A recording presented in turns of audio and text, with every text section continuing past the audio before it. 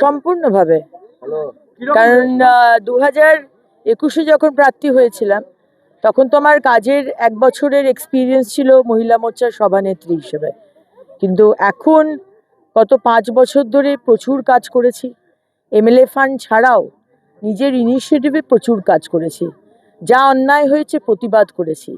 Railway school বন্ধ হয়ে যাচ্ছিল, খুলেছি। প্রতিটা মানুষের যাদের খবর পেয়েছি প্রত্যেকটা মানুষের পাশে ধর্ম, বর্ণ, ভাষা নির্বিশেষে পাশে দাঁড়িয়েছি। এটা আসানসোল দক্ষিণের মানুষ জানে। সুতরাং আমার মাননীয় প্রধানমন্ত্রী 21টা রাজ্যে যা কাজ করেছেন আর আমি আমার বিধানসভায় যেটুকু কাজ করতে পেরেছি, আমার ভরসা আসানসোল দক্ষিণের মানুষ, বাংলার মানুষ বিজেপিকেই ভোট দেবে। কিরকম রেসপন্স পাচ্ছে? রেসপন্সও বরাবরই খুব ভালো, কারণ আমি হচ্ছে এখানকার বাড়ির মেয়ে। আমি কোনো বাইরের প্রার্থী নই। আমার জন্ম, পড়াশুনো, আমার বাবার 80 বছর বয়স, 55 বছর ধরে উনি ডাক্তারি করছেন। বেশিরভাগ গ্রামের মানুষ হচ্ছে বাবার পেশেন্ট।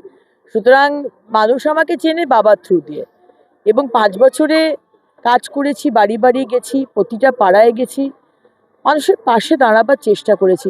আমার ইন্টেনশনটা খুব সৎ, সেটা আসানসোল দক্ষিণের মানুষ জানে। একজন মানুষের পক্ষে সব কাজ করা জীবদ্দশায় সম্ভব নয়। আমি তো 5টা বছর পেয়েছি, তাও আবার তৃণমূল সরকার, সে তো কোনো কাজই করতে দেয় না, বেসিক সম্মানটুকু দেয় না। কিন্তু মানুষ জানে যে অগ্নিমিত্রা পালের ইন্টেনশনটা খুব সৎ। মানুষের জন্য সে কাজ করতে যায়, সে টাকা কামাতে আসেনি এই রাজনীতিতে। সে মানুষের শুধু সেবা করতে এসছে, আমার মাননীয় প্রধানমন্ত্রীর মতো। উনি যেরকম বলেন আমি সেবক, আমিও কিন্তু আসানসোল দক্ষিণের সেবক, বাড়ির মেয়ে। আমি প্রার্থী বা বিধায়িকা পরে। বাধা তো তৃণমূল দিচ্ছিল, এবং তৃণমূল অগ্নিমিত্রা পালকে ভয় পায়। সুতরাং প্রতিটা জায়গায় যখনই যাচ্ছিলাম বাধা দিচ্ছিল। যখন তারা ভেবেছিল বোধহয় বাধা দিয়ে এরকম একটা পরিবেশ সৃষ্টি করে যে আসানসোল দক্ষিণের মানুষ অগ্নিমিত্রা পালকে যায় না, অগ্নিমিত্রা পাল যেখানেই যাচ্ছে বাধার সম্মুখীন হচ্ছে, টিকিটটা বোধহয় কাটা যাবে। কিন্তু আসানসোল দক্ষিণের মানুষের আমার শীর্ষ নেতৃত্ব তো জানেন আমি কতটা ডেডিকেশনের সাথে পার্টির জন্য কাজ করেছি আর দক্ষিণের জন্য কাজ করেছি, সে তো জানেন। জিএস হিসেবে সারা পশ্চিমবঙ্গ দৌড়ে বেরিয়েছি, সে তো বাংলার মানুষের জন্য, সে তো আসানসোল দক্ষিণের মানুষের জন্য। আরজি করের অভয়ার জন্য যে লড়াইটা করেছি, সে তো আসানসোল দক্ষিণের মানুষের জন্যও করেছি। আজকে জয়নগরের মেয়েটির 9 বছরের মেয়েটির ধর্ষণ হয়েছে, তার জন্য লড়াই করেছি, কেস খেয়েছি, সেও তো বাংলার মানুষের জন্যই করেছি। তাই আসানসোল দক্ষিণে থাকি আর অন্য জায়গায় থাকি, এই 5টা বছর শুধু মানুষের জন্য লড়াই করে গেছি।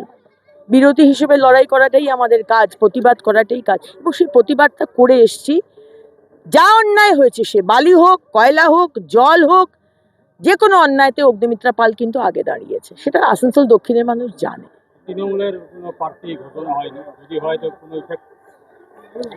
দেখুন, কিছু যায় আসে না, সে যেই হোক না কেন। কিন্তু এটাও ঠিক যে আমি অপোনেন্টকে খুব একটা লাইটলি নিই না। আমার কাজ, আমার কর্মীর কাজ, সব কিছু খুব সঠিকভাবে স্ট্র্যাটেজাইজ করে করতে হবে।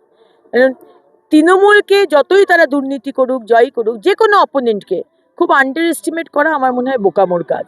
সুতরাং বিজেপি এই বোকামো কোনোদিন করবে না। আমার সামনে এবিসিডি যেই প্রার্থী হোক তাকে আমি রেসপেক্ট দেব, কিন্তু আমরা জিতছি, বাংলার মানুষ পরিবর্তন চাইছে। এই মমতা ব্যানার্জির তৃণমূল সরকার বাংলার মানুষকে অত্যাচার করেছে, প্রতিশ্রুতি দিয়ে প্রতিশ্রুতি নাকি ঠকিয়েছে। এই ঠকানোর জবাব তো বাংলার মানুষ দেবেই।